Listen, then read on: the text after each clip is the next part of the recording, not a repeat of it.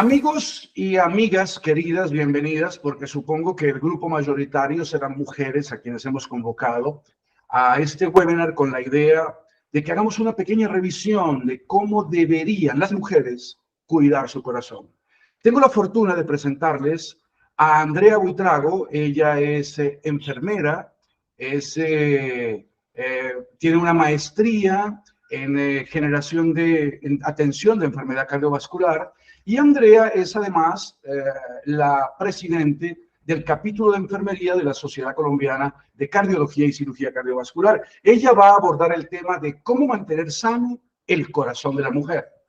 Nos acompaña también la subdirectora científica de la Fundación Colombiana del Corazón. Ella es nutricionista, es Leanne Blandón, y ella va a abordar el tema de cómo se debe alimentar una mujer y si hay diferencias en cómo se debería alimentar una mujer frente a un hombre, en fin.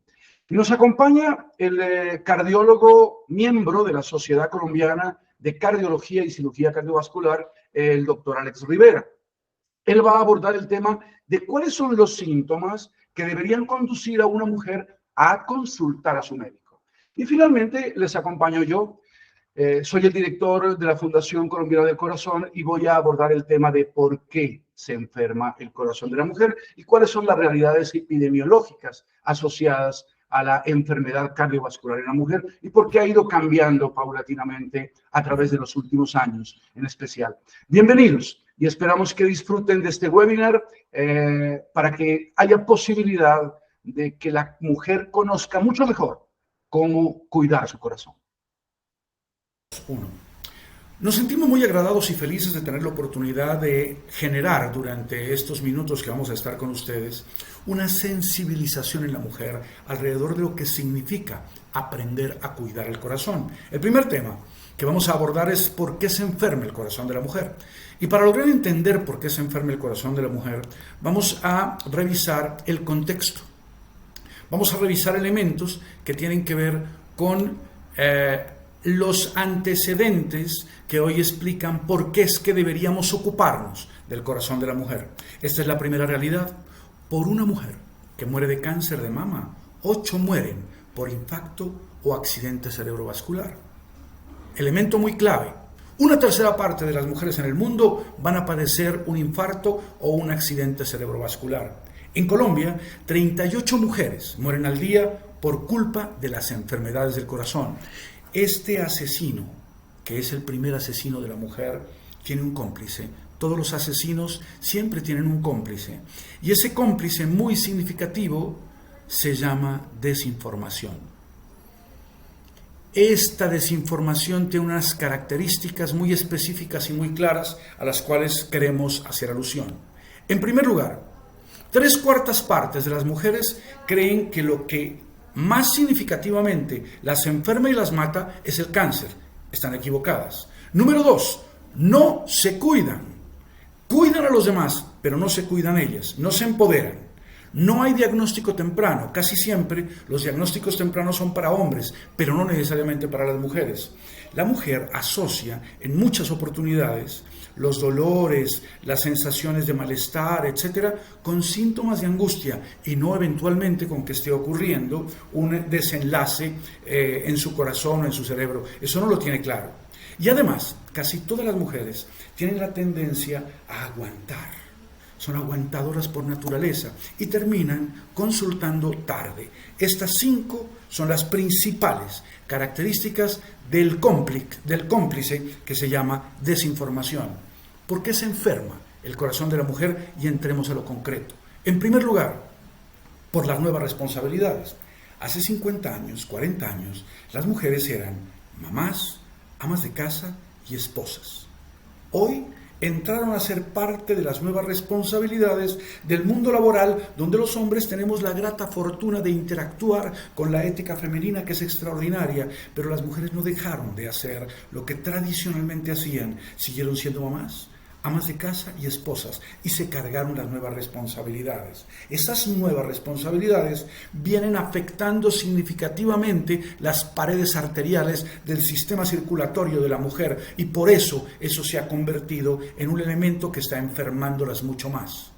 La sociedad actual, empuja a la mujer casi que por necesidad a verse bien, a estar bien, a lucir, y hay unas medidas, una manera, una forma, y a las mujeres les hacen unas pequeñas cajas de cristal, unas pequeñas casitas de cristal donde tiene que conseguir el mejor hombre, el príncipe azul, tiene que ser exitosa, tiene que tener plata, tiene que estar bonita, tiene que tener unas medidas. Ese verse bien, esa presión social y el manejo de las emociones impactan, es lo que ha dicho la evidencia, de manera muy significativa en el crecimiento permanente de la enfermedad cardiovascular en la mujer.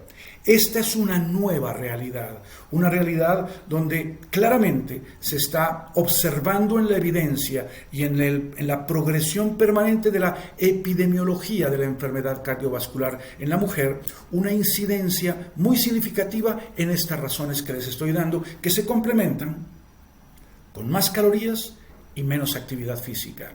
Es mucho más recurrente encontrar hoy niñas comparadas con los niños que se suben de peso. En colegios de Bogotá hicieron una encuesta para establecer por cuántos niños que se subieron de peso las niñas. La diferencia es de 1 a 3. Un niño menor de 12 se sube de peso y se suben 3 niñas de peso. Claramente es así. Luego entonces ya hay una condición de más calorías, menos actividad física, más sedentarismo, más asociado a la mujer que al hombre. Elemento muy importante y muy significativo. El cuidado, como lo acabamos de mencionar. La mujer cuida todo. Cuida el marido, el mal marido, los hijos, la casa, el estudio. Se echan 20.000 responsabilidades. Las mujeres casi siempre cuidan al papá enfermo. No son necesariamente los hijos hombres. Luego las mujeres tienen cada vez más responsabilidades. Las mujeres van al trabajo, hacen todas sus tareas y cuando llegan a la casa se ponen la ropa de estar en la casa y empiezan a hacerse cargo del marido, de los hijos, del perrito, del gatico, de todo lo hacen las mujeres. Esa frase, no me gustan las palabras en inglés, que dice que las mujeres son multitask, que hacen miles de cosas al tiempo. Es evidentemente cierto. Los hombres casi siempre hemos hecho lo mismo, lo oportuno, poquito. Las mujeres hacen cada vez más. Cada vez ese más que hacen las mujeres y esa mayor carga de responsabilidades ha venido generando una mayor predisposición a enfermar su corazón. Allí es donde está la clave. ¿Qué les proponemos? La cultura del cuidado de la mujer. Actúa con corazón de mujer, que sea factible, que las mujeres empiecen a pensar desde una forma de actuar desde su corazón para que rompan la oportunidad de generar ese nexo con la desinformación y el cómplice y que más bien hagan un nexo con esto que se llama actúa con corazón de mujer que les proponemos. Es aplicar el método 10 del cuidado como estilo de vida, las 10 culturas del método 10 en el estilo de vida de la mujer. Eso es actuar con corazón de mujer y empezar a deshacerse del cómplice. Número 1. Hay que entender que si bien es fuerte, no hay que romperse. Hay que ir pronto al médico cuando tiene un malestar. Un pequeño malestar no puede pasar desapercibido. Consultar al médico siempre. Número 2, clave. Aprender a comer. Coma de todo, pero no deje de comer. Dejar de comer enferma y ese es un enorme error. Sería muy positivo tener menos grasas, menos azúcar y menos sal y profundizar en más frutas, más verduras. Las paredes arteriales le van a dar una respuesta positiva a esa decisión. Nos encantarían mujeres que sumen más minutos al día con la cultura del movimiento, que aprendan a moverse más y que le digan adiós al sedentarismo. Esta es una forma de empezar a deshacerse del cómplice. Número 5, que pudieran tener oportunidad de entender la importancia de estar lejos del humo del cigarrillo. Una mujer que fuma no es atractiva, como lo dijo algún día la industria tabacalera. Una mujer no es más sensual porque fume, no. Eso no es verdad. Una mujer que fuma, simple y llanamente, ha tomado la decisión de enfermarse. Sería genial que las mujeres salieran más a disfrutar de la naturaleza para que se beneficien de la fuerza terapéutica de la vitamina N. Sería excelente entender que si vamos a cuidar a otros, mujeres, lo primero que tienen que hacer es empezar a cuidarse a sí mismas. Esa es la clave del tema. Hay que vivir en el cuerpo toda la vida y para vivir en ese cuerpo toda la vida hay que aprender a cuidarlo. La decisión número 8. Es la mujer la que decide ser madre, no es ninguna otra persona. No es el esposo, no es la hermana, no es la mamá, es la mujer, en su absoluta independencia, la que decide ser madre, para que ser madre o la decisión de ser madre no se convierta en la eventualidad de una predisposición también a generar enfermedades. Y como reflexión final, caerse es en la vida parte de estar en la vida. La vida siempre será un riesgo delicioso de correr. En la vida caerse es inevitable, pero levantarse es indispensable. Quizá hoy sea el día justo para empezar a levantarse. Ni etéreas, ni místicas, más femeninas y más auténticas. Actúa con corazón de mujer. Propone que la mujer sea más auténtica, más femenina, más claramente empoderada de la capacidad que tiene de cuidarse, y que a partir del cuidado personal que hagan puedan brindar cuidado a otros. Eso es lo que les propone. Actúa con corazón de mujer. Un grato placer haberles acompañado. Bueno, muchísimas gracias a todos ustedes por la asistencia y por esta invitación a compartir algo de cómo mejorar y cómo mantener sano el corazón de la mujer.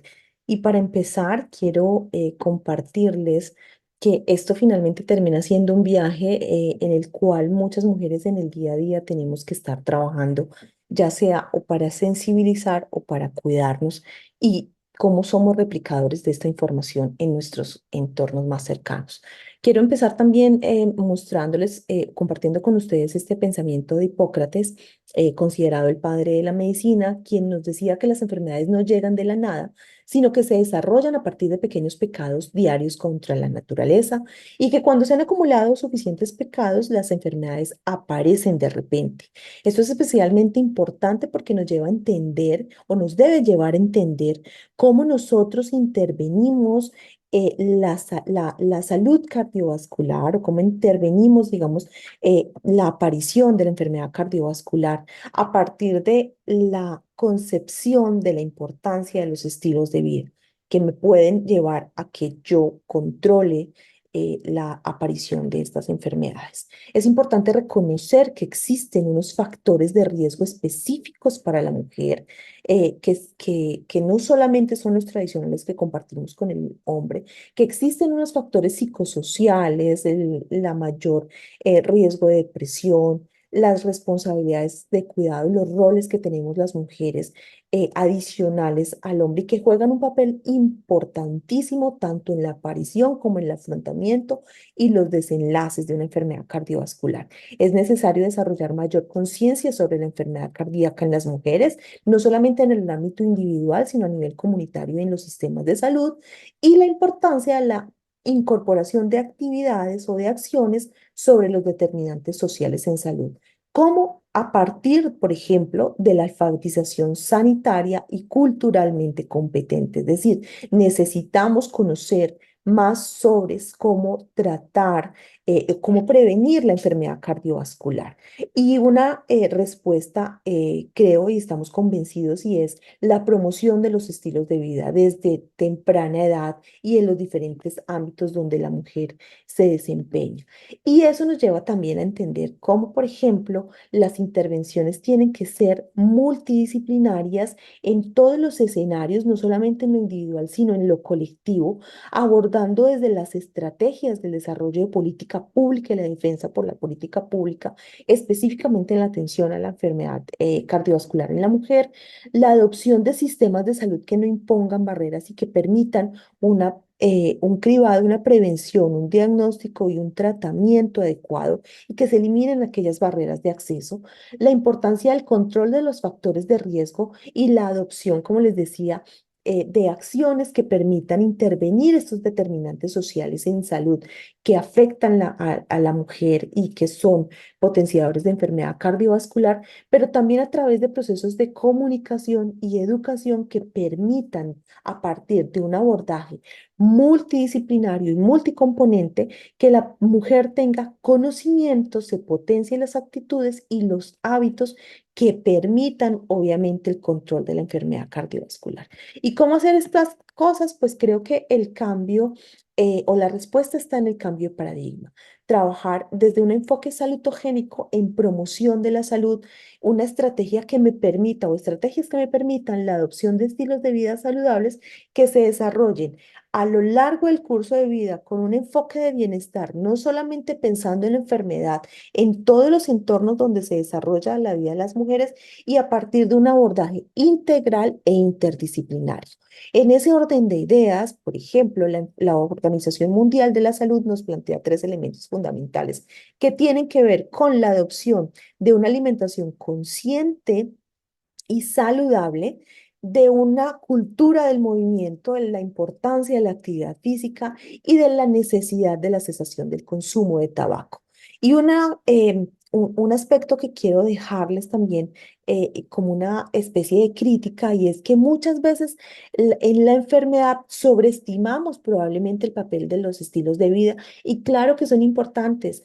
Si yo no me he cuidado durante toda mi vida y he tenido una vida sedentaria, pues cuando sobreviene la enfermedad, tengo que cambiar necesariamente y casi que obligado este comportamiento sedentario, pero digamos que el problema no es el que yo tenga que cambiarlo en el momento de una enfermedad, sino que probablemente en los momentos en los que gocé de salud y en la vida cotidiana subestimé estos estilos de vida y no los adopté, y probablemente ahí es donde está la respuesta, en la modificación, en la incorporación de estilos de vida cardiosaludables.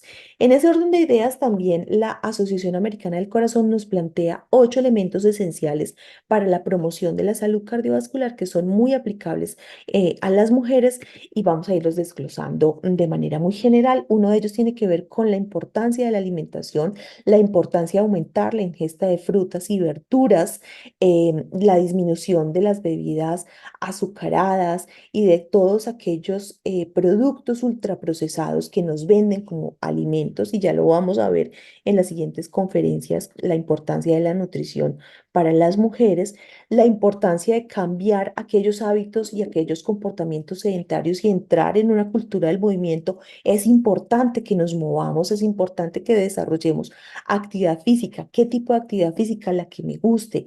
¿Qué tanto debo hacer? Existen unos requerimientos mínimos, pero yo puedo y debo incorporarlos en mi vida de manera gradual. Se vale todo, se vale correr, se vale caminar, se vale bailar. Lo importante es que nos estemos moviendo y cambiemos esa cultura del sedentarismo. Elementos fundamentales que los voy a desglosar en cuatro a partir de ahora, y tiene que ver con la importancia de conocer los números que dan control sobre mi vida. Uno de ellos es la glucosa en sangre. Sabemos que la diabetes es un factor de riesgo para enfermedad cardiovascular, para que nuestras arterias se lesionen, nuestro corazón se lesione y se tapen. Quiero que se queden con este dato, y es que yo debo tener una glucosa en sangre entre 70 y 99 en ayunas. Y bueno, hay momentos en los que estos valores cambian, pero sabemos que la glucosa se toma en ayunas y que este es el valor que yo debo manejar, que cuando manejo valores más altos, pues son un factor de riesgo para enfermedad cardiovascular y para otras condiciones que también dañan el corazón, como la diabetes. La importancia del peso, y el peso también se regula y se relaciona con el balance entre lo que yo introduzco en mi cuerpo y lo que gasto, es decir, entre lo que consumo y lo que gasto a partir de la actividad física, lo que puedo quemar a partir del movimiento. Cuando nosotros tenemos un peso aumentado y tenemos un índice de masa corporal por encima de 24 o mayor o igual a 25, pues estamos hablando de que ya existe un factor de riesgo importante para enfermedad cardiovascular, para obesidad, que también daña el corazón. Otro factor, otro elemento, otro número importante tiene que ver con el colesterol, que debe ser por debajo de 200, y que cuando el colesterol está aumentado, pues hay un mayor riesgo de que se acumule en los vasos sanguíneos, que se tapen las arterias y que nuestro corazón sufra. La presión arterial, y la presión arterial, el valor normal es de 120/80, 120 de sistólica, 80 de diastólica, y que cuando tengo una tensión arterial aumentada, estoy poniéndole mayor trabajo a mi corazón, y obviamente esto va a hacer que consuma más oxígeno y que se afecte mucho más fácilmente. Una de cada tres mujeres vive en el mundo hoy con hipertensión, con cifras de tensión arterial aumentadas y no lo sabe. Por eso la importancia de hacer un control y un monitoreo de manera permanente de la tensión arterial a fin de tomar de manera oportuna las medidas necesarias para controlarla. Otro elemento fundamental es evitar el consumo de tabaco y todos sus productos derivados del mismo, tanto de manera pasiva como de manera activa. Y aquí se incluye también el no consumo de cigarrillos electrónicos, también se incluye porque está demostrado que afectan no solamente el sistema respiratorio, que no son tan inocuos como probablemente nos los han vendido y que tienen una importancia en términos del desarrollo de enfermedad cardiovascular. Y también está demostrado que a veces las mujeres fumamos más que los hombres, sobre todo incluso después de pandemia. Un elemento importante que muchas veces no lo teníamos en cuenta y que está recién incorporado, pues recién incorporado hace 2 años por las guías americanas del corazón y tiene que ver con la importancia del sueño y el descanso. Aquel sueño que es reparador, que permite que mi cuerpo y mi corazón se recupere energías y que está demostrado que entre menos yo duermo o entre mayor tiempo yo tenga una mala higiene del sueño, pues mayor riesgo de enfermedad cardiovascular voy a tener.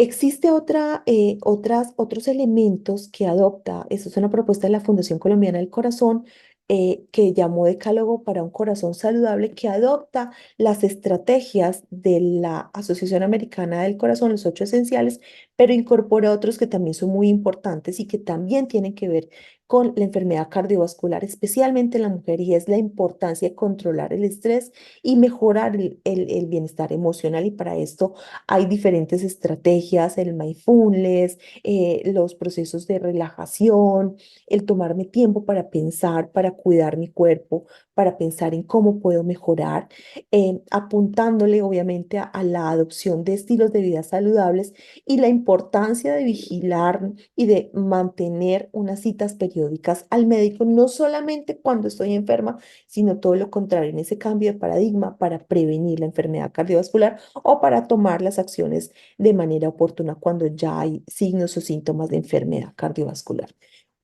Por tanto, creo que lo más importante es seguir estas recomendaciones que nos plantea, que tienen evidencia científica, pero sobre todo escuchar al corazón. A veces no dejar pasar y ni minimizar aquellos síntomas o aquellos signos que pueden ir apareciendo y que pueden estarme indicando que algo está sucediendo en mi corazón, y ya vamos a ver cuáles son esos signos y esos síntomas que pueden ser considerados como de alerta o de alarma. Por tanto, creo que es importante escuchar nuestro cuerpo. Y un asunto muy importante que tiene que ver con lo que nosotros como mujeres somos y lo que nosotros como mujeres interpretamos, y es que somos ejemplo de cultura del cuidado.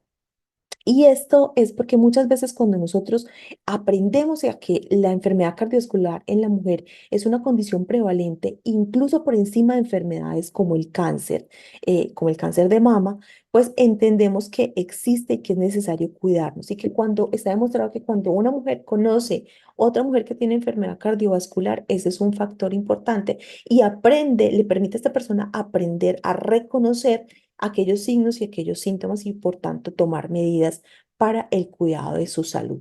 Por eso la invitación es ya a cerrar estos momentos que compartir con ustedes, y es que existen 3 pilares fundamentales: la alimentación saludable, la cesación del consumo de tabaco y de cigarrillos electrónicos y la actividad física de manera permanente y de manera continua.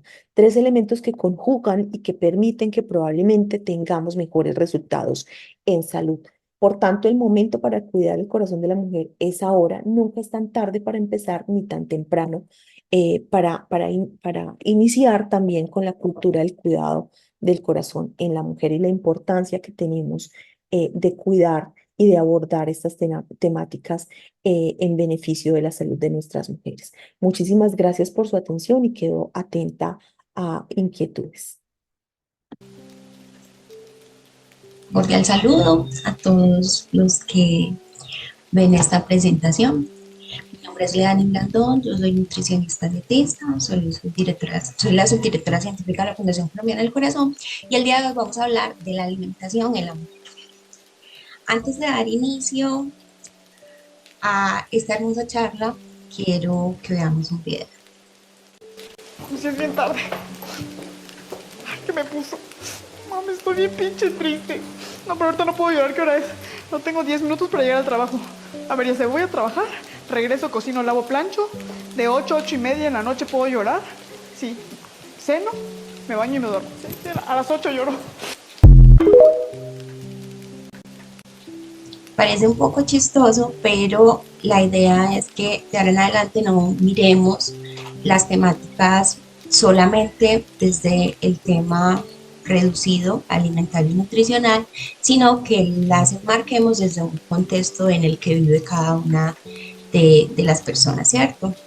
Entonces hoy no vamos a mirar la alimentación solamente desde la mujer que se reproduce o la mujer que se enferma, sino que vamos a hablar un poquito acerca de cómo esa seguridad alimentaria, de esa soberanía alimentaria, trascienden aspectos que son vitales dentro del aspecto biológico, como la edad, las necesidades específicas en cada etapa de la vida, pero que están inmersas en una carga mental y que ya ahora se está hablando de la importancia de reconocer e identificar el tema de la economía del cuidado, la cual hace referencia a que muchas mujeres están realizando un trabajo doméstico que si lo hace otra persona externa debería de pagarse y ellas están dejando su cuidado a un lado por cuidar a otros, se ponen casi siempre en último lugar para que su familia estudie, para que su esposo trabaje, inclusive ellas mismas trabajando, produciendo su dinero, dedican mucho tiempo de su día a día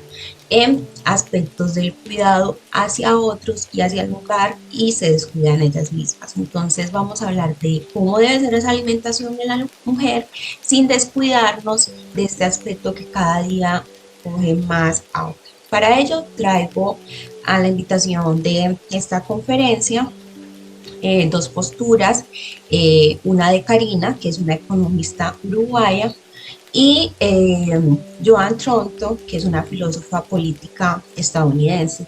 Ellas explican cómo la brecha salarial en el género crea una especie de injusticia social y desigualdad, cómo la participación laboral de las mujeres influye mucho en el tema del cuidado hacia sí mismas, como el esfuerzo de que ellas deben de tener para ejercer un emprendimiento se ve también como sesgado por otras obligaciones que tienen y que no pueden soltar, y cómo ese trabajo doméstico de cuidado no está siendo remunerado y por ende genera también mucha carga de estrés, ansiedad y que se va a somatizar en enfermedades. Por su parte, Joan nos trae a colación temáticas como el cuidado de la justicia social en el marco de que las mujeres, para que tengamos una vida justa socialmente, debemos de ejercer nuestro rol de cuidado, pero también hacia nosotros mismas y hacia que la comunidad en general también pele por ese aspecto de justicia y de equilibrar las cargas, y la ética del cuidado. Ya trayendo pues como esa problemática general y social y un poquito mostrándoles el video que vieron hace unos minutos, que puede sonar cómico, pero en realidad es algo que viven muchas mujeres y que eso no permite que estos aspectos biológicos así se den en las mejores condiciones, se desarrollen adecuadamente.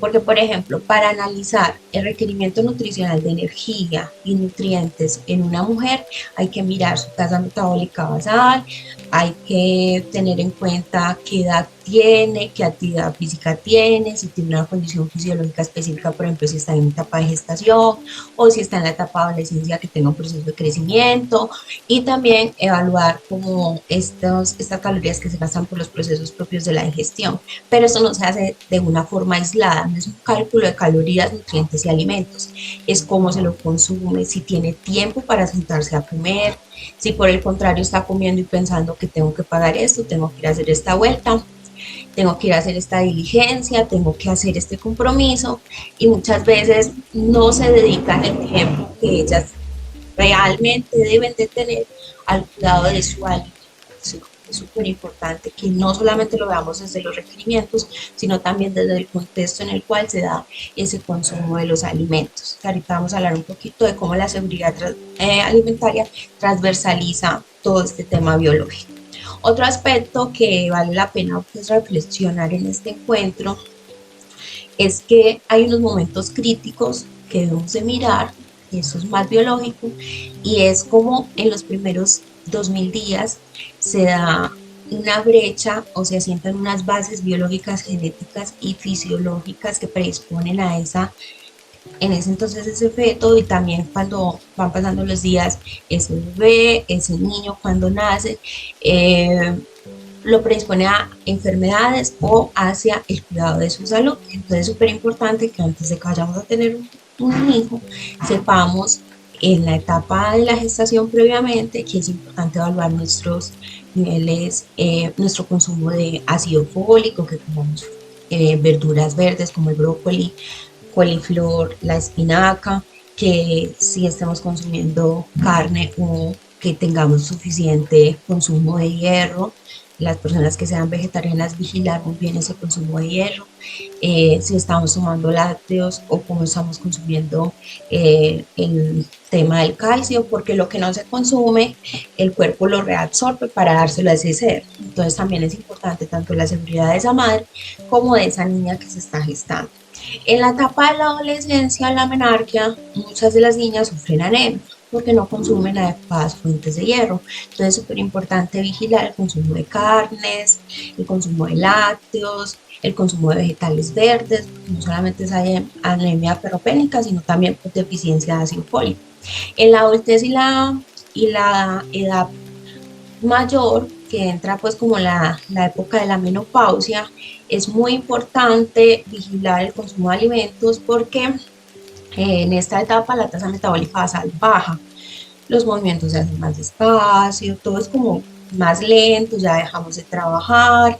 Entonces en esta etapa es súper importante vigilarlo porque se tienden a subir de peso las mujeres. Adicionalmente, el factor protector que generaba los estrógenos se disminuye porque ellos también se disminuyen. Entonces no solamente tener cuidado en las cantidades y porciones, que cada una puede variar, sino que también las harinas que consumamos sean integrales, controlar las cantidades de harinas y preferiblemente no consumir dulces.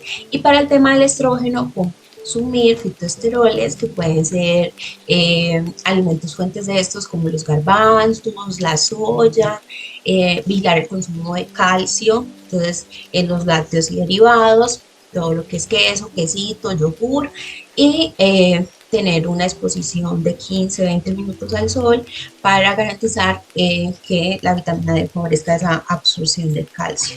Si entramos de pronto como un tema más patogénico, los pilares o algunos aspectos que tenemos que tener en cuenta en la mujer, de acuerdo pues como el tema del ciclo menstrual y la menstruación, la hidratación, podríamos tomar agüitas de toronjil para el tema de los cólicos,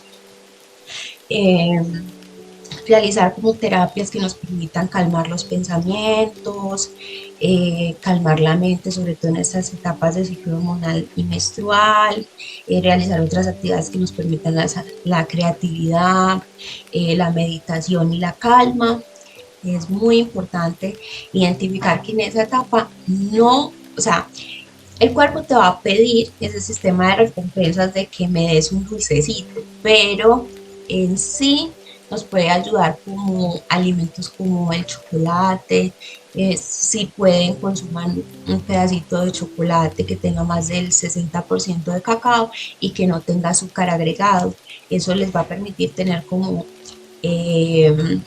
esa estimulación de bienestar sin necesidad de consumir las calorías de un helado, que son muy ricos, pero que si los consumimos en exceso, nos va a llevar a aumentar de peso. Si tenemos enfermedades de bases o genéticas, pues ya debería como trabajar sobre ellas, de hacer el manejo nutricional específico para cada una de ellas y cada una de las realidades de esas mujeres. Y para el manejo del estrés, la ansiedad, las cargas mentales y psicológicas, realmente, si nosotros tenemos un alto consumo de alimentos ultraprocesados, y dulces, esto se va a exacerbar, porque cuando no estés consumiendo esos alimentos, se te va a aumentar el estrés, la ansiedad, y se ha asociado a diferentes estudios con que este tipo de consumo de alimentos se asocia con desórdenes mentales y alteraciones psicológicas. Entonces, es súper importante reemplazarlo por snacks que favorecen pues, como a la cardioprotección y a la salud mental. Entonces serían las nueces, muchas frutas, muchas verduras. Para concluir, no solamente debemos de mirar la alimentación como un consumo de calorías o nutrientes, ¿sí? Hay unas dimensiones de la seguridad alimentaria y nutricional, como lo es la disponibilidad de los alimentos, el acceso, el consumo de alimentos, la calidad, la inocuidad y el aprovechamiento biológico de esos alimentos que están inmersos en un día a día de las mujeres.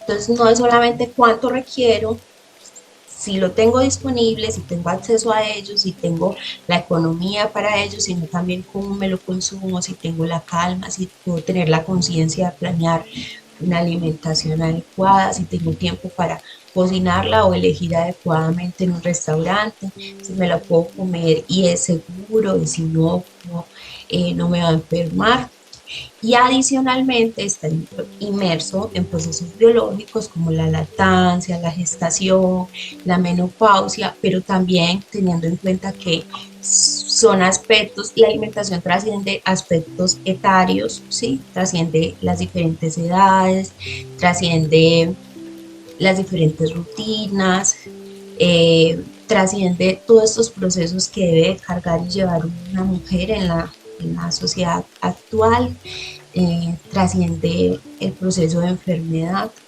y muy importante que todo se dé en un marco de bienestar, en un marco de equilibrio con la naturaleza, porque no somos seres aislados, ¿sí? Somos seres que cohabitamos este mundo con otros seres vivos, entonces que esta alimentación no parta solamente de cuánto requiero, sino cuánto estoy tomando de este mundo que me permita ese equilibrio con los otros seres vivos, con esta naturaleza, esa seguridad alimentaria que no afecte la salud del planeta, ¿sí? Entonces, es un llamado a ver la alimentación de una forma más integral. Tenemos unos pilares biológicos que no vamos a olvidar y que se los he explicado en este corto momento de la charla, pero también tenemos unos momentos críticos en la vida, unos procesos de enfermedad, unos procesos que requieren una visión más amplia que nos permitan garantizar esa seguridad alimentaria, pero también esa soberanía alimentaria. Bueno, ya para finalizar, acá les dejo las redes sociales de la Fundación Colombiana del Corazón. Síganos por favor en Instagram, en Facebook como Corazones Responsables o en Instagram como Vitamina N. Si tienen alguna duda específica de la charla, si tienen algún problema desde su alimentación, alguna inquietud que no hayan podido superar, que requieran como un espacio específico, me pueden escribir al correo electrónico. Si quieren que hablemos de estos temas y profundicemos más allá de este espacio, también me pueden escribir al correo electrónico y muchas gracias. Bueno, muchas gracias a la Fundación Colombiana del Corazón y a su programa de Corazones Responsables por la invitación para participar en esta importante actividad de cómo cuidar el corazón de la mujer. Entonces, continuando con estos tópicos, vamos a tratar a continuación sobre los síntomas que deben conducir a una mujer consultar a su médico. Entonces, siempre hemos preguntado si los síntomas en las enfermedades cardiovasculares, tanto en los hombres y en las mujeres, son iguales o definitivamente son diferentes y como vamos a ver, en algunas entidades pueden haber unas diferencias importantes entre hombres y mujeres. Estos son los tópicos que vamos a tratar a continuación. Entonces, quisiera primero hacer un poquito de contexto con respecto a la importancia de las enfermedades cardiovasculares en la mujer. Históricamente no se ha dado la importancia de las enfermedades cardiovasculares en la mujer. Siempre se ha tratado de decir que son más de contexto del hombre y siempre se minimiza un poco los síntomas en las mujeres, con lo cual ha llevado a que se aumente la morbilidad y la mortalidad cardiovascular en la mujer. Definitivamente, como podemos ver aquí, las enfermedades cardiovasculares son la principal causa de mortalidad y morbilidad en las mujeres por encima de las otras causas que históricamente se ha pensado, como por ejemplo el cáncer de mama o las enfermedades infecciosas. Y esto se ve que hay unos factores de riesgo tanto tradicionales como también unos factores de riesgo emergentes también y propios de la mujer. Entonces, en la mujer sabemos que los factores de riesgo, pues al igual que en el hombre, está la parte de la dislipidemia, o sea, el aumento del colesterol, de los triglicéridos, la hipertensión arterial, la diabetes mellitus, que es el aumento del azúcar en la sangre, el tabaquismo, la obesidad y el sobrepeso, la inactividad física y la historia familiar de enfermedad coronaria.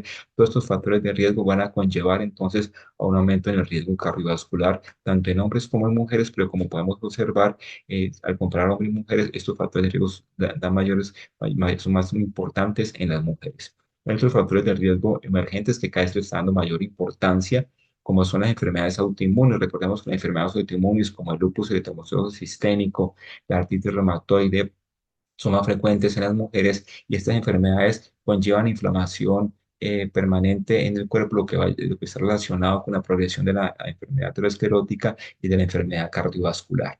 El embarazo, definitivamente, las mujeres que tienen complicaciones en el embarazo, como por ejemplo hipertensión, preeclampsia o diabetes gestacional, tienen un riesgo cardiovascular mayor para desarrollar enfermedad cardiovascular en los años posteriores y también, por ejemplo, el paciente que presenta diabetes gestacional tiene mayor riesgo de presentar diabetes mellitus, así como la paciente que presenta hipertensión arterial o preeclampsia durante el embarazo, tiene mayor riesgo también de continuar siendo hipertensa y esto aumenta su riesgo cardiovascular.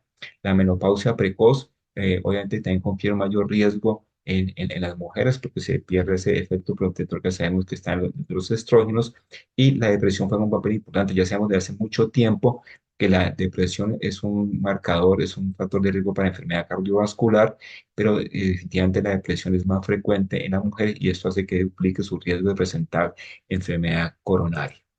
Entonces, vamos a hablar ahorita sobre algunos síntomas y síntomas de algunas enfermedades específicas, como vamos a ver, algunos de estos síntomas y signos pueden ser similares en estas entidades, y esto está dado porque muchas veces coexisten estas enfermedades. Por ejemplo, un paciente con hipertensión arterial puede tener también insuficiencia cardíaca y a veces también son la causa de esa entidad, como por ejemplo también ocurre con la hipertensión arterial e insuficiencia cardíaca o la fibrilación auricular con accidente cerebrovascular. Entonces, con respecto a la hipertensión arterial, un punto importante a tener en cuenta es que la mayoría de los pacientes hipertensos no tienen síntomas, de ahí que se ha denominado como el enemigo silencioso. Cuando ya da síntomas es porque ya tienen complicaciones de órgano blanco. Entonces puede manifestarse con dolor de cabeza intenso, que puede estar relacionado, por ejemplo, con un accidente cerebrovascular. Por ejemplo, pacientes que pueden presentar dificultad para respirar o hinchazón en las piernas. Esto puede estar relacionado porque ya puede estar afectado el corazón y desarrollar una insuficiencia cardíaca. Puede presentar mareo, pérdida del conocimiento, dolor en el pecho, porque recordamos que la hipertensión también es un factor de riesgo para desarrollar la enfermedad coronaria. Puede presentar palpitaciones, sangrado nasal, zumbido en los oídos.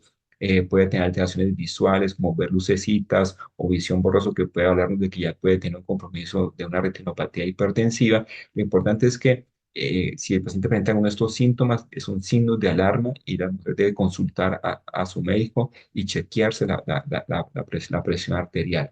Y es muy importante tomarse en forma rutinaria la presión arterial, es muy importante conocer los números de la hipertensión arterial y hay algunas medidas para prevenir la hipertensión arterial, como es mantener un peso adecuado, limitar el consumo de alcohol, limitar el consumo de sal, consumir alimentos saludables, mantenerse alejado de los ambientes que tengan humo del cigarrillo y si fuma, suspender el cigarrillo definitivamente, hidratarse con agua, el ejercicio es fundamental, mantenerse activo, controlar el estrés, no consumir drogas psicoactivas y si se trata ya de un paciente hipertenso es clave que el paciente tome su medicamento, la paciente tome sus medicamentos y tenga una adherencia adecuada tanto al tratamiento farmacológico como no farmacológico. Y como yo les mencionaba, es muy importante conocer sus números y uno de los números importantes es saber cuánto manejo yo de presión arterial, que puede ser tanto a través del tensiómetro digital, por ejemplo, y aquí están algunas recomendaciones para una toma adecuada de la presión arterial, pues es muy importante conocer nuestros datos de presión arterial, porque como ya vimos, no damos síntomas, sino cuando ya hay unas complicaciones en órganos blancos.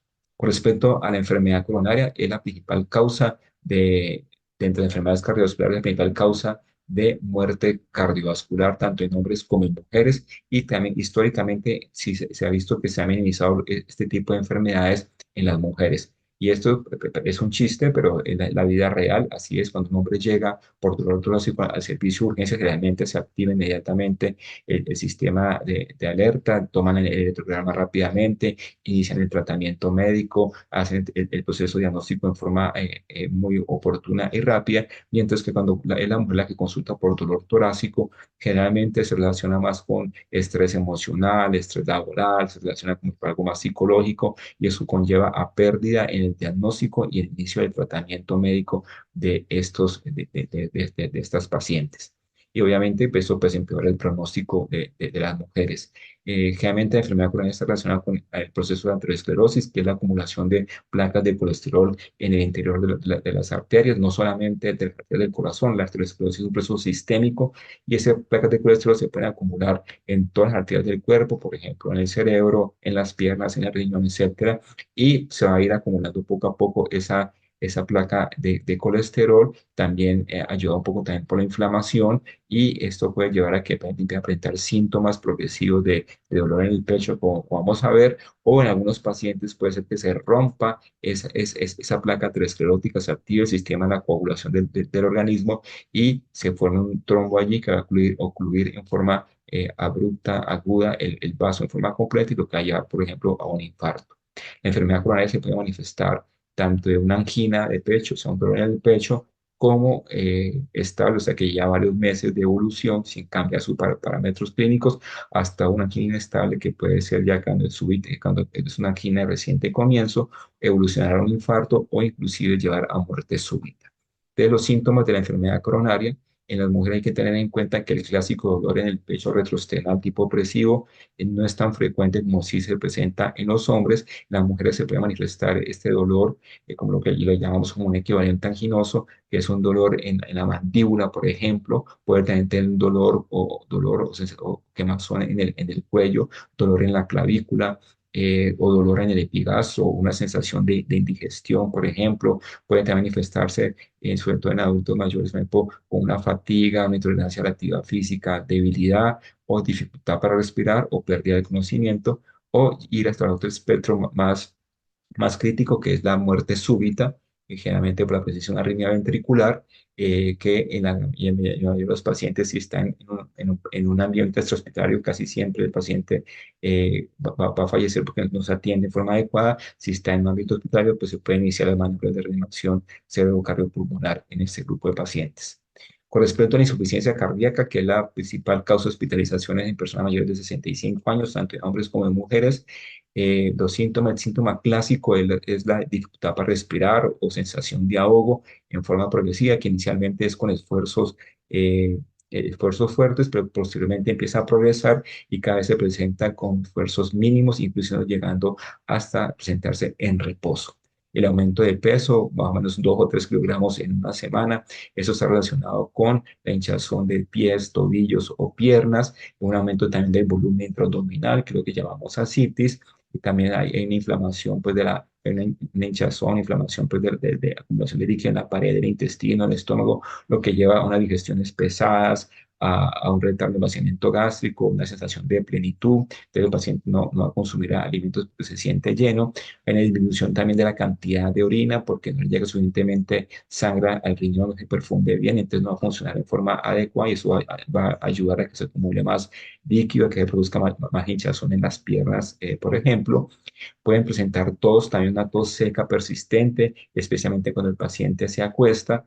En los casos un poco más severos, esta dificultad para respirar que se presenta en reposo se exacerba cuando el paciente se acuesta boca arriba, por ejemplo, en la cama y no pudiera estar así en esa posición, tiene que dormir casi que sentado, semisentado o utilizar varias almohadas para elevar la cabecera y así poder acostarse, o muchas veces el paciente puede conciliar el sueño, pero se despierta en las madrugadas, por ejemplo, en forma súbita, con una sensación de ahogo, el paciente tiene que levantarse, casi que va a la ventana tratando de buscar aire.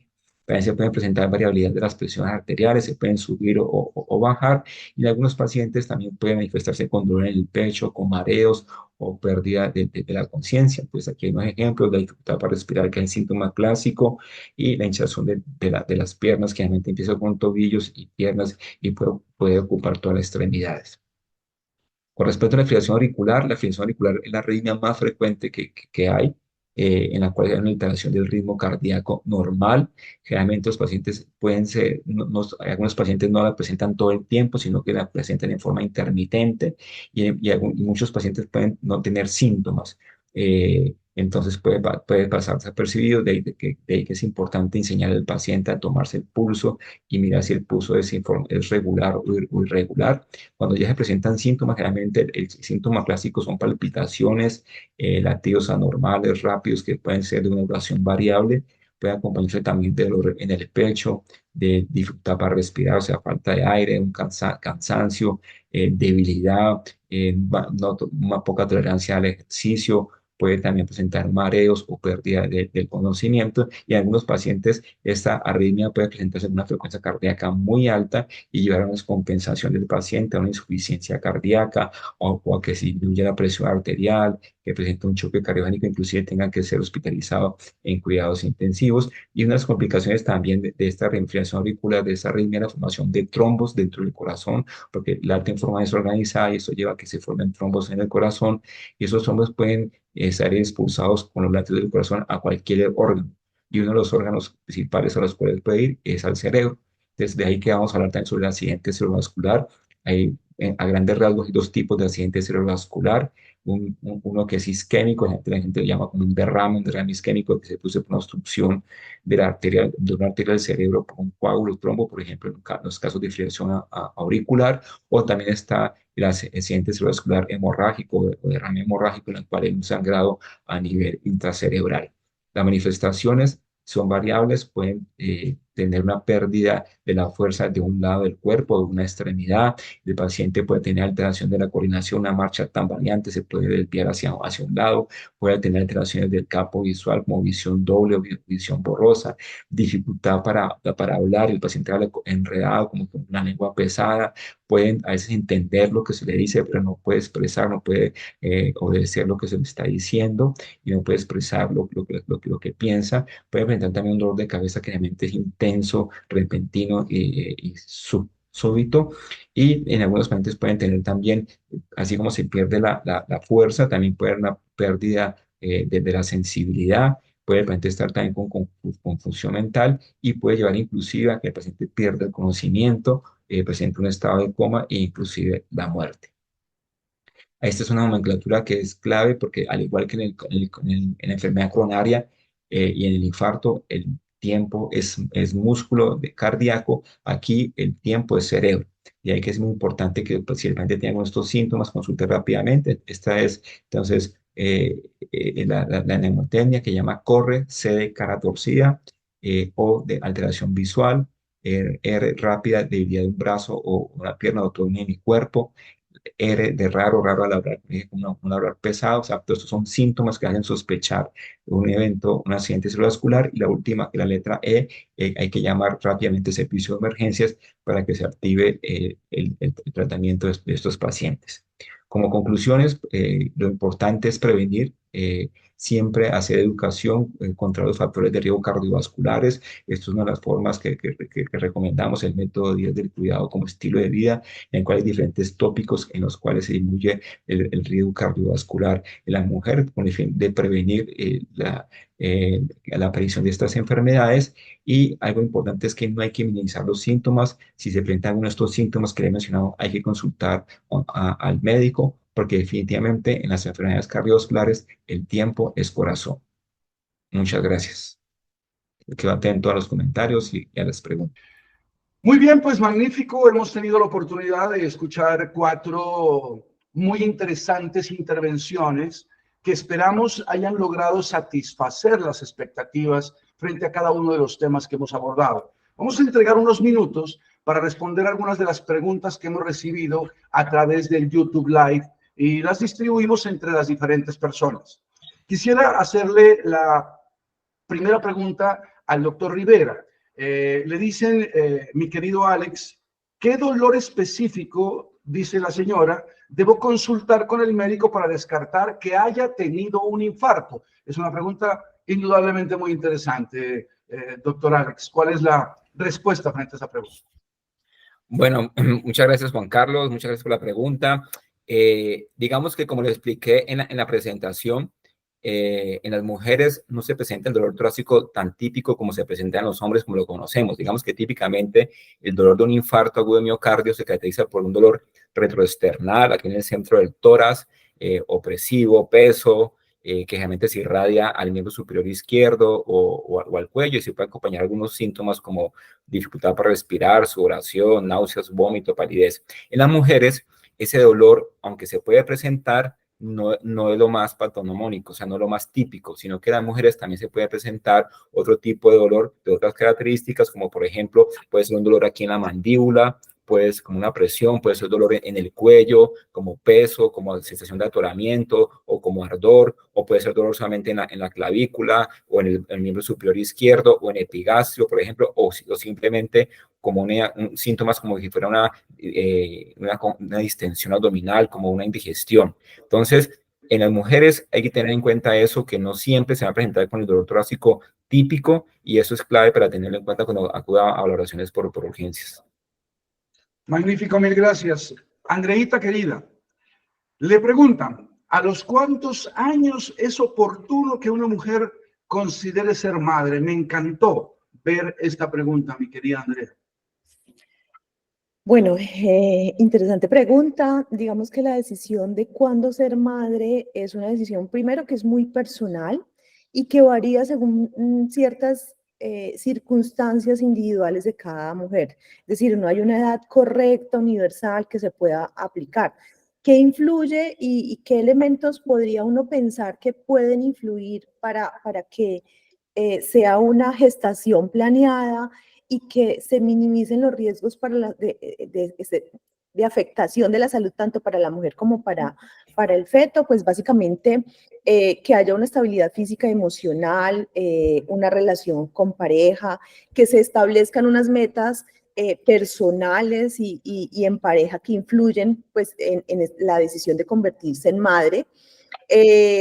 Digamos que está claro también que las edades extremas son perjudiciales en términos de la salud cardiovascular, es decir, no es adecuado hacerlo cuando todavía la mujer no ha tenido una madurez en el desarrollo hormonal, o sea, no tan temprano como los adolescentes, y en la medida que, por ejemplo, va cesando la edad fértil, pues también se aumenta el riesgo en términos de mayor probabilidad de enfermedad cardiovascular. Entonces, son varios factores que uno debe tener en cuenta para planear algo tan importante en la vida como tener un hijo.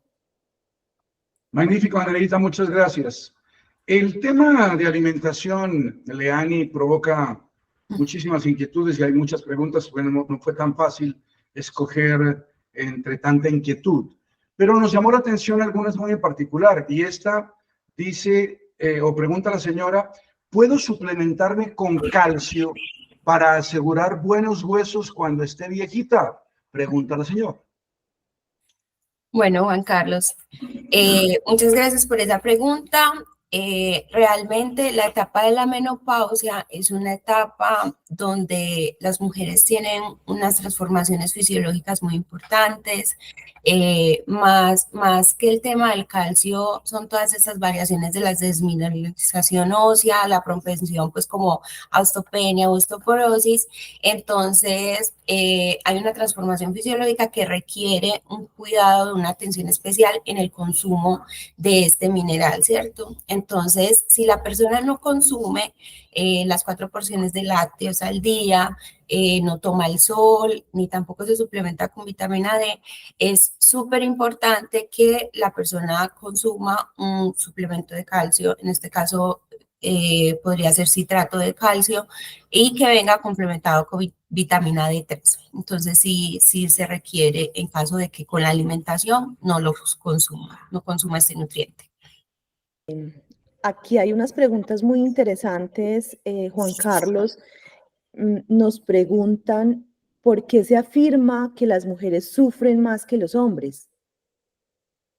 Pues en realidad yo no creo que las mujeres sufran o escojan sufrir más que los hombres. Lo que pasa es que es completamente diferente la manera en que las mujeres gestionan sus emociones como las gestiona el hombre.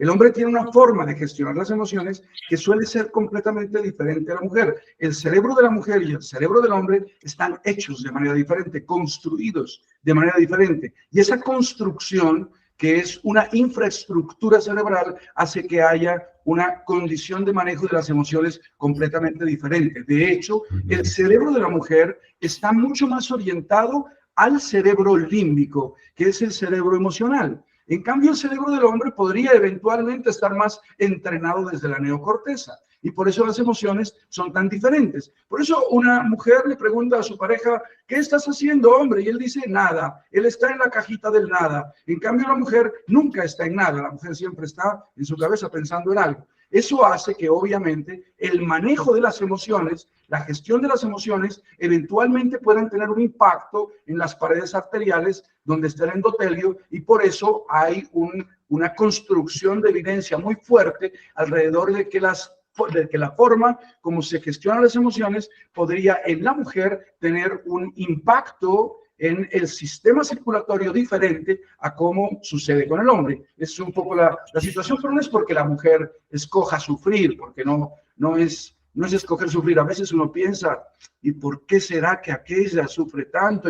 Pero sí, evidentemente, uno siente que la mujer como que extrema la alegría o extrema la tristeza. Eso no suele suceder con el hombre y, claro, por supuesto, eso afecta todo el sistema de una manera diferente entre hombres y mujeres. Más o menos sería la idea frente a esa pregunta, Andrei. Bueno, súper interesante, sobre todo porque hay una explicación fisiológica. Y en ese orden de ideas me voy a preguntarle a Leani, es algo que creo que complementa la pregunta. Nos hacen otra pregunta aquí que dice, ¿hay alguna comida que ayude a armonizar las emociones durante la regla? Interesante esa pregunta, doctora Andrea. Interesante porque hay muchos cambios hormonales y sintomatológicos en esa época y provienen también de aspectos fisiológicos, de la liberación de neurotransmisores. No es que la mujer se inventa lo que sucede o pasa, y realmente el tema de la serotonina es la hormona que regula pues como las emociones. Es por eso que muchas sienten la necesidad en esa época de consumir de pronto chocolate, porque hay salto en triptófano y eso mejora pues también como el estado de ánimo. Una recomendación, si vamos a elegir chocolate, que sea chocolate amargo, que tenga un mayor porcentaje de el 60% de cacao, y es súper importante que no tenga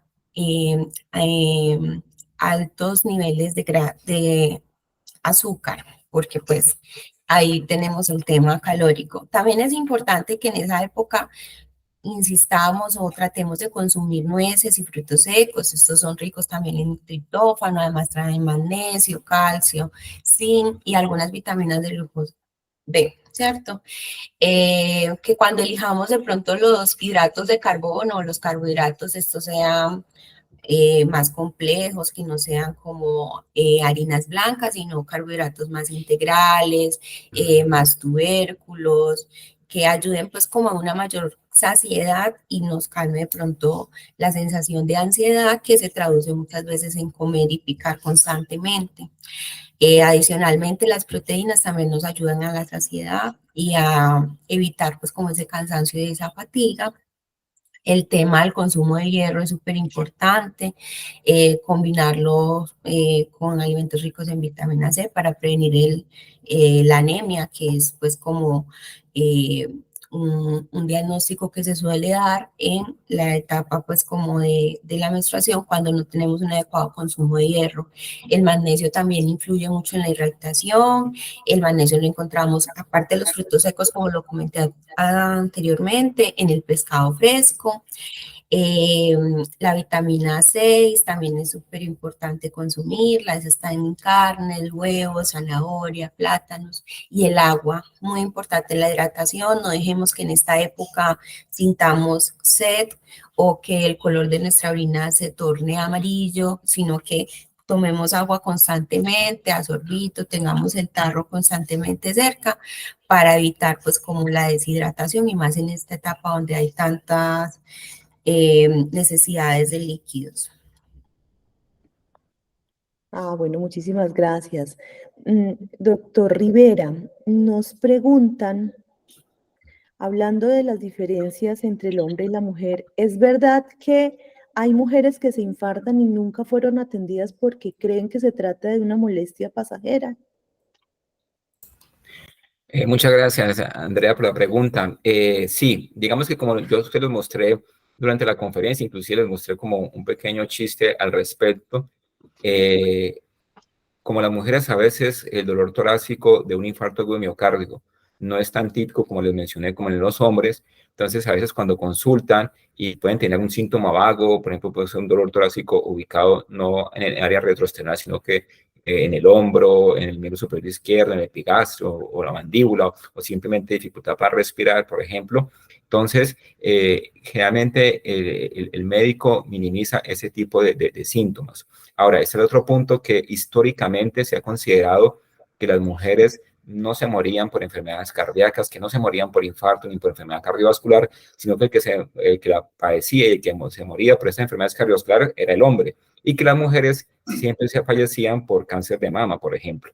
Entonces, lo que hemos visto en los últimos años, se ha creado conciencia que la principal causa de muerte, tanto en hombres como en mujeres a nivel mundial, es la enfermedad cardiovascular, y dentro de esas el infarto agudo de miocardio, la enfermedad coronaria, es la principal. Entonces, y eso es una frecuencia mayor que el cáncer de mama y que otras enfermedades. Entonces, ya hemos ido creando conciencia en ese aspecto en que hay que sospechar la enfermedad coronaria, el síndrome coronario agudo en las mujeres, así se presenten con síntomas atípicos, ¿sí? Hay que valorar los factores de riesgo cardiovasculares y las pruebas adicionales de electrocardiograma y enzimas cardíacas.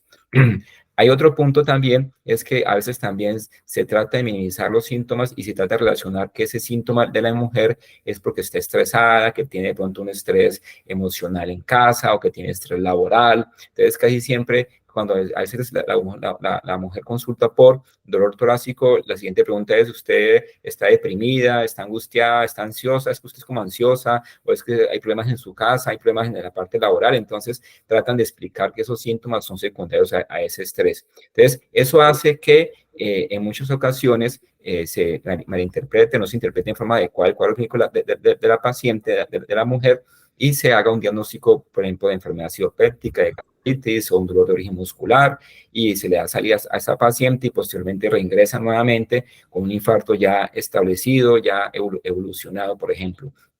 O también suele suceder que la paciente se quede en urgencias, pero por eso mismo piensan que no es un síndrome coronario agudo, no es un infarto agudo de miocardio, y entonces no hacen un diagnóstico oportuno, retrasan la atención de la paciente, retrasan la toma de los exámenes, retrasan la interpretación de los exámenes, por lo cual retrasan el diagnóstico y por ende el inicio del tratamiento específico para un infarto agudo de miocardio en este caso, y esto conlleva entonces a un peor pronóstico en la mujer, a una peor evolución en ella, y hay mayores complicaciones y aumenta la mortalidad. Bueno, continuando con las preguntas de los asistentes, Juan Carlos, quisiera dirigirte la primera pregunta que hace una de ellas, y es: ¿un embarazo no deseado puede convertirse en una enfermedad coronaria? Pues no hay una relación directa entre el embarazo y la enfermedad coronaria hasta donde lo que existe en la literatura. Pero lo que está claro es que una persona que no tenía el propósito o el deseo, una mujer, que no tenía el propósito o el deseo de tener un hijo y eventualmente llega un hijo para sorprenderla en la vida, pues eso va a afectar todo su desarrollo como persona, como mujer, como proyección de vida en el entorno social, en el entorno familiar, etcétera. Todas esas afectaciones, porque a veces piensa uno que el sistema circulatorio o el sistema vascular, o etcétera, se afecta porque uno no come bien, porque uno no hace suficiente ejercicio, porque eventualmente fuma. Pues resulta que las emociones y la manera como las emociones se generan en la vida tienen un impacto demasiado significativo en lo que se llama la edad de las arterias. Entonces es muy probable que la edad de las arterias en la mujer, muy a pesar de tener en sus estrógenos un factor protector natural de las paredes arteriales, pues se ve afectada en razón de tener que atender una situación que parece natural y que no es natural, porque un embarazo no deseado no es natural de todas maneras, dígase lo que se diga. Y algo que no es natural, pues termina haciendo una afectación psicológica, y esa afectación psicológica está evidenciado y probado que puede tener una afectación en la salud del sistema circulatorio. Es lo que muestra la revisión literaria y la ciencia y etcétera alrededor de este tema, si es oportuna la respuesta como la acabo de plantear. Bueno, Juan Carlos, muchas gracias.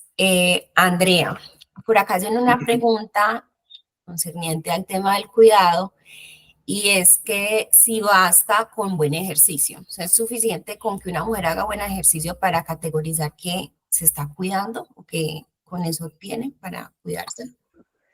Bueno, yo creo que la respuesta va en dos vías principales. Uno es que el ejercicio es un elemento fundamental para tener una adecuada salud cardiovascular, pero definitivamente no es el único factor, porque para tener una adecuada salud cardiovascular, como lo mostrábamos hace un momento, implica un enfoque integral que incluya la modificación o la adopción de varios estilos de vida cardiosaludables.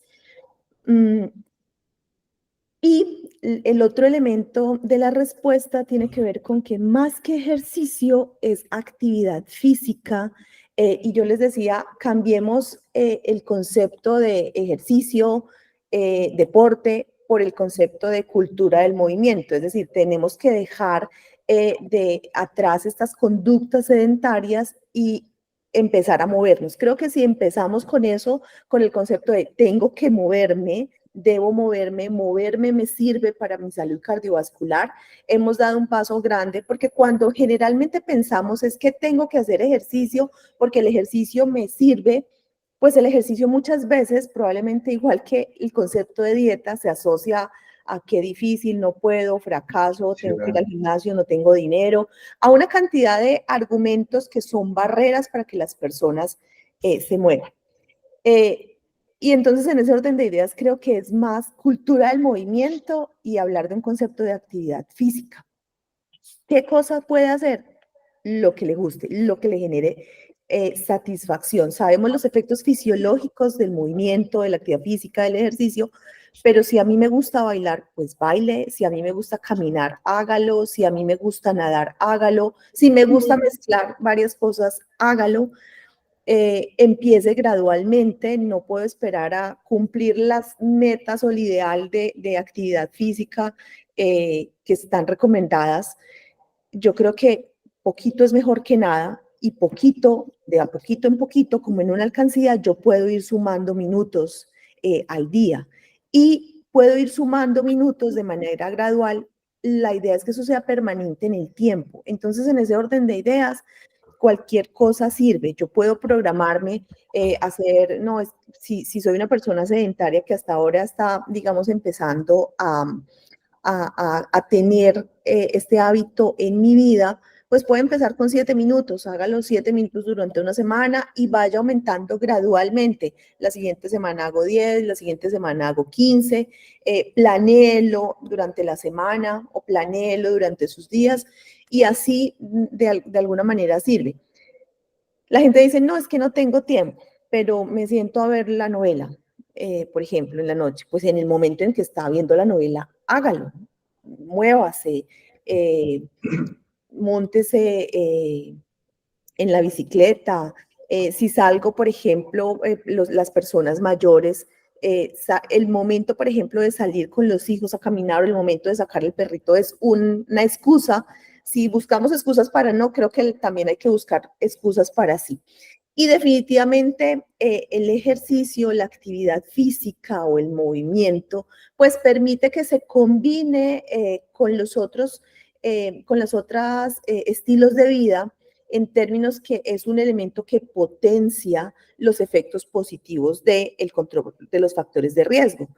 nos aleja del consumo de tabaco, nos ayuda a que aquella dieta equilibrada o cardiosaludable que podamos tener, pues tenga mayor efecto en términos de la salud, nos permite también limitar el consumo de alcohol y un elemento fundamental es que también nos ayuda a gestionar el estrés, porque nos libera fisiológicamente hormonas que son cardiobenéficas. Pues la hormona de la felicidad, por ejemplo. Muchas gracias, Andrea. Bueno, en esta búsqueda del cuidado, muchas personas han tratado de buscar otras alternativas para cuidar su salud. Entonces, Alex Rivera por acá nos pregunta, ¿puedo creer en médicos funcionales, integrativos, bioenergéticos y homeopáticos? Bueno, una interesante pregunta. Digamos que este tipo de medicinas alternativas o medicinas no tradicionales, hay un amplio espectro en Colombia. Sabemos que hay médicos que han hecho en forma juiciosa estudios y especializaciones en este tipo de medicinas alternativas, pero también vemos el otro extremo de personas que ni siquiera son médicos y a veces simplemente montan como su letrero de medicina homeopática o medicina funcional, integrativa, etcétera, sin ser médicos o siendo médicos pues sin tener una preparación adecuada. Entonces ahí es donde empieza un poco ese universo que no sé dónde uno termina, ¿sí? Y en cuál exactamente en quién confiar. Entonces, yo pienso que este tipo de medicina alternativa, no tradicional, le va muy bien a los pacientes, por ejemplo, en el manejo del insomnio, en el manejo de la parte del estrés, en el manejo también del dolor, el apoyo con respecto a la parte psicológica, ¿sí? Pero digamos que en este contexto que estamos hablando de las enfermedades cardiovasculares, creo que es hipertensión arterial, diabetes, enfermedad coronaria, fibrilación auricular, ACV, etcétera, son enfermedades que requieren un tratamiento específico por un médico que esté entrenado en esto, ya sea el médico de atención primaria, el médico internista, el médico cardiólogo, en las cuales se utilizan tratamientos basados en la evidencia, porque muchos de estos tipos de conductas que se utilizan en la medicina no tradicional no tienen estudios o no están basados, no tienen evidencia científica fuerte, ¿sí? Entonces, el problema es que a veces llega el paciente, está controlado de la hipertensión arterial o del problema de lípidos, por ejemplo, y de pronto consulta a estos profesionales por insomnio, por ejemplo, y lo que hacen es quitarle de pronto el medicamento que tiene para la hipertensión arterial y sabemos que hay un efecto de rebote en esto y puede el paciente estar confiando en que le están controlando la presión arterial. Ya hablamos de que, por ejemplo, la hipertensión arterial es un enemigo silencioso, no da síntomas y de pronto el paciente consulta unos meses después por una complicación de la hipertensión, por retinopatía, por problemas renales, por ejemplo, un infarto de miocardio, y resulta que no venían tomando el medicamento para la presión porque se lo han quitado y durante todo ese tiempo el paciente estaba hipertenso. Entonces, yo pienso que para algunas condiciones como las que mencioné podrían ser útiles, pero en este tipo de enfermedades que hemos estado hablando, de enfermedades cardiovasculares, es muy importante y es imprescindible que estén bajo el cuidado ya sea del médico de atención primaria, médico de programas, internista o cardiólogo, y que estén con tratamiento farmacológico y no farmacológico, porque digamos que no solamente es los medicamentos, sino que también, como han hablado Leani, la parte de la nutrición, la parte también del ejercicio, que es fundamental también, y hay que promover la adherencia en ese grupo de pacientes, porque no solamente estar adherentes al tratamiento farmacológico, sino que estar adherentes también a los cambios de estilo de vida saludable. Y lo que digo muchas veces yo, oiga, siga tomando el medicamento, el medicamento, lo que le ordenó el médico en homeopático, por ejemplo, pero por favor no me suspenda los otros medicamentos que yo le he ordenado, y logramos así un equilibrio en esa parte. Y digo, bueno, usted quiere respeto, pero por favor no suspenda los medicamentos que yo le he ordenado y asista a los controles, ya sea conmigo, con medicina interna o con el médico de atención primaria. Bueno, yo quisiera entonces continuar con las preguntas. Tengo aquí, voy a buscar aquí algunas preguntas que ya que han realizado. Tengo esa pregunta para Juan Carlos. ¿Es verdad que las mujeres son más emocionales que los hombres? Bueno, un tema de todos los Bueno, días.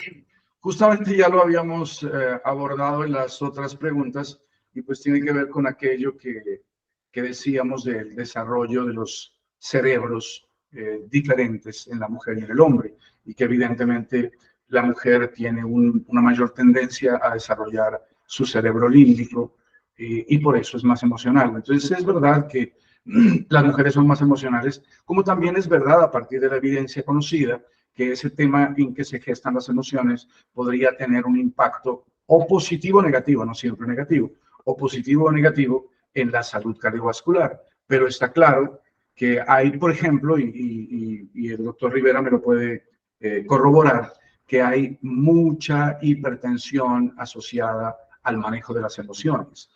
Hay hipertensión que le dicen emocional y no necesariamente una hipertensión generada por una condición de endurecimiento de las paredes arteriales. Entonces, obviamente las emociones tienen una incidencia muy significativa, doctor Rivera, y usted me puede confirmar ese criterio. Sí, de acuerdo. Digamos que muchas veces decimos a los pacientes, si usted, lo que usted piense, eso le va a suceder, o si usted piensa que la actitud que tenga el paciente o la paciente sobre su enfermedad, sobre los síntomas, marca mucho el pronóstico en los pacientes y es verdad que probablemente sí hay una relación entre la parte emocional y la parte orgánica también. Bueno, continúo aquí con otra pregunta. Bueno, aquí nos han hecho una pregunta para Andrea. ¿Las hormonas pueden enfermar el corazón de la mujer? Bueno, es una pregunta súper interesante y muy al lugar. Digamos que la respuesta también puede ir como en doble vía, y es que pueden tener un impacto, tienen un impacto definitivamente en la salud cardiovascular de las mujeres, mm, benéfico en términos de, por ejemplo, ser un factor protector frente a la enfermedad coronaria o a la enfermedad de los vasos sanguíneos. Durante la etapa fértil de una mujer, la liberación de estrógenos se está demostrado que se convierte en un factor protector. Cuando sobreviene la menopausia, se pierde, descienden los niveles de estrógenos y por ende se pierde ese factor protector. Por eso la enfermedad coronaria o cardiovascular en la mujer es más prevalente en las mujeres peri y posmenopáusicas. Eso no quiere decir que las personas jóvenes no tengan también el riesgo, pero definitivamente en ese sentido las hormonas pueden ser un factor protector. Por otro lado, hablando de hormonas, también podemos encontrar hormonas que pueden afectar de manera deletérea al corazón. Y aquí quiero asociarlo, por ejemplo, con situaciones que son muy propias de la vida contemporánea y de algunos casos en las mujeres que son más propensas a ciertas condiciones emocionales o a ciertas afectaciones también del entorno por la misma carga laboral o la doble carga o triple carga que pueden tener porque son madres, están encargadas del hogar, el trabajo, la mujer salió a trabajar y nunca dejó las responsabilidades del hogar. El hombre siempre ha estado desde la prehistoria, la distribución social del trabajo siempre ha estado afuera, socialmente, digamos que son construcciones sociales. Entonces, en ese orden de ideas hay condiciones de la vida de la mujer, de las vivencias de las mujeres que pueden llevarlos a tener situaciones y momentos de estrés. Es decir, si yo de alguna manera vivo en un mundo donde tengo una cantidad de responsabilidades, de presiones laborales, familiares, sociales, y vivo con estrés, y creo que el estrés y la ansiedad son condiciones muy prevalentes hoy en día, pues esta exposición a estos factores estresantes hace que mi cuerpo libere unas hormonas que son responsables del estrés, como el cortisol, por ejemplo, y el cortisol está demostrado que genera efectos negativos cardiovasculares.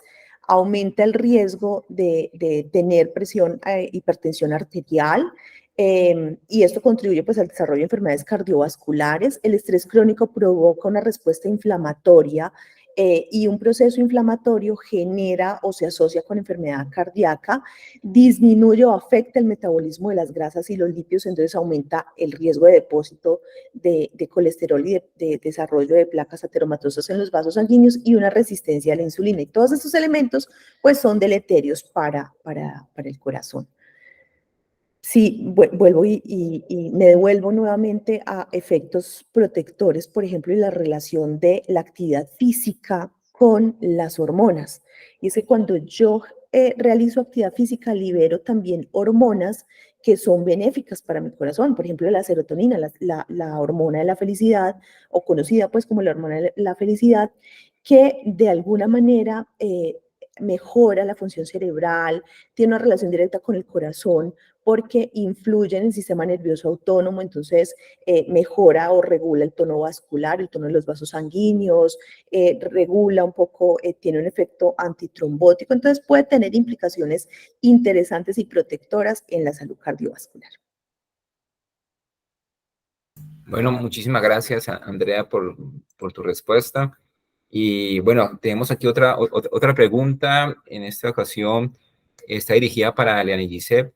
Entonces, es una pregunta que nos hacemos también muchas veces y es, ¿la porción del plato de una mujer puede ser igual a la de su pareja hombre? ¿O debe comer menos, debe comer igual, debe comer más? ¿Qué dices, Leanne Gisep? Es un tema controversial por este tema actual de derechos, deberes, igualdades, pero hablando fisiológicamente, Igualdades malentendidas. sí, hablando fisiológicamente, no debería de ser igual. ¿Por qué, doctor? Porque los hombres tienen menos grasa corporal y más músculo que las mujeres en la misma edad y en el mismo peso. Por ejemplo, usted con su esposa tienen la misma edad y tienen el mismo peso. Y en esa misma proporción, usted va a tener más músculo y ella va a tener más grasa. Entonces, por ende, como hay mayor proporción de masa muscular en el hombre, la actividad de los músculos requiere más energía. Por ende, el hombre debería de consumir mayor cantidad de energía, ¿cierto? Adicionalmente, una persona que pesa más, que normalmente los hombres tienen a tener un peso mayor, pues van a necesitar más calorías, van a quemar más calorías. Si son más altos, van a pesar y van a necesitar más calorías, ¿cierto? Entonces, por eso tampoco debería ser igual. Y finalmente, los hombres tienen más testosterona y mayor liberación de la hormona de crecimiento. Entonces, eso hace que su tasa metabólica basal, su requerimiento basal de energía sea mayor, ¿sí? Porque este tema de esta hormona, esta testosterona, va a ser un factor decisivo para acelerar el metabolismo. Por eso ellos tienden como a tener un mayor gasto calórico y un mayor requerimiento. Entonces es necesario tener claridad de que no es normal que consuman lo mismo, aunque hay mujeres que han aumentado su tasa metabólica basal o su requerimiento energético porque su día a día es de pronto más agitado, se ejercitan más que su pareja. En esos casos sí deberían de equiparar pues como el tema del plato, pero más que compararme yo con la otra persona de qué come el uno o el otro, es mirar cuáles son mis requerimientos personales de acuerdo a mis necesidades como mujer.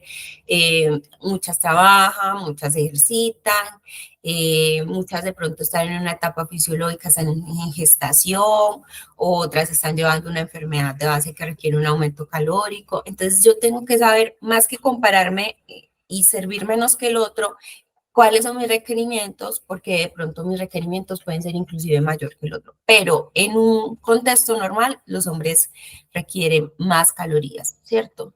Ya de pronto las necesidades varían, el de pronto es más sedentario o la mujer es más activa, ahí se puede tornar diferencia, ¿cierto? Pero normalmente y basalmente sí se requeriría más en el hombre.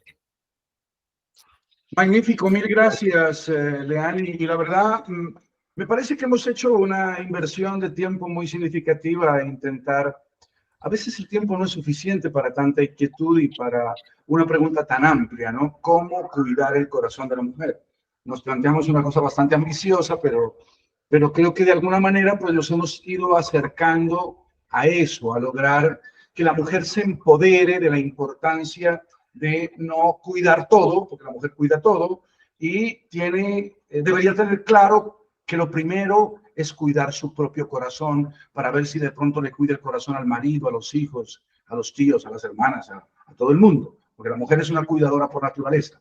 Pues qué bueno haber tenido la oportunidad de una compañía tan grata como la de la doctora Andrea Buitrago el doctor Alex Rivera, la nutricionista de Annie Blandón, y que la Fundación Colombiana del Corazón con la Sociedad Colombiana de Cardiología y Cirugía Cardiovascular hayamos tenido la oportunidad de hacer este aporte y esperamos haber dejado sembrada una semilla muy interesante alrededor de esto que nos preocupa tanto, que es el cuidado del corazón de la mujer. Mil gracias, doctor Rivera, mil gracias, doctor Andrea, mil gracias, Reani, querida, un placer haber estado con ustedes hoy.